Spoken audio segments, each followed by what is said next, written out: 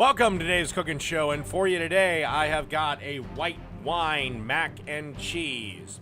All right, first thing we need to do, we got to make some pesto. So, you want about a cup of cilantro, roughly chopped. You're going to put it in a food processor, it ain't gonna matter. Then you want to add a fourth of a cup of white wine, 3 garlic cloves, about 4 ounces of Parmesan cheese, or about a half a cup, couple of tablespoons of olive oil to almost taste, and a teaspoon of salt, and you want to give this a good pulsing. Like I said, it was a little chunky, so I decided to add some more olive oil. You do this to taste.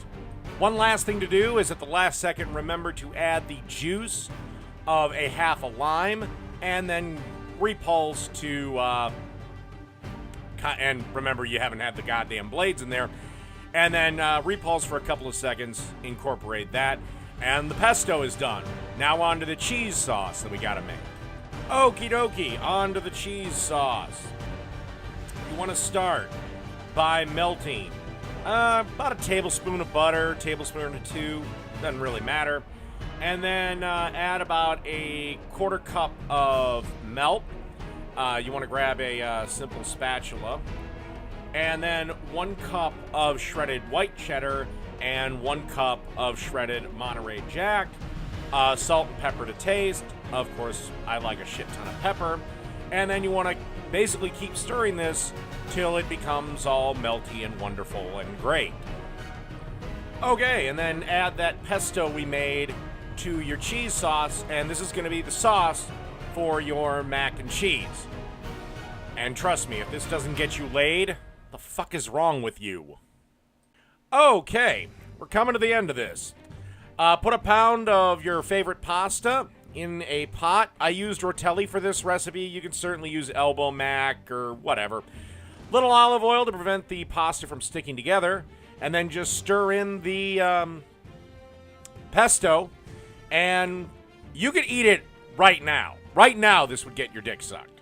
We're gonna do a little bit better, because you should have been preheating the oven to about 400 degrees and then pour this into a 9 by 13 glass baking dish and smooth it all out. It is kind of important to be smooth here because you're not going to have enough to just cover the whole son of a bitch. And then let's top it off with even more goodness. Remember, though, that remaining cheese we had that we didn't use to make our sauce? We'll take that 1 cup of Monterey Jack, dump that on top, 1 cup of the white cheddar, and then finish it off with a little bit of some Parmesan cheese you had left over. You know, that freshly grated stuff that we used for the pesto? Well, just dust a little bit more on that. And then you want to pop this in the oven for about 20 minutes, or until the cheese reaches your desired level of doneness. Oh, by the way, for those of you dating the hot, cute vegetarian, this is vegetarian. And after about 20 minutes in the oven, you should have something resembling this. And that's white wine mac and cheese. Done. Perfect for date nights or any old night.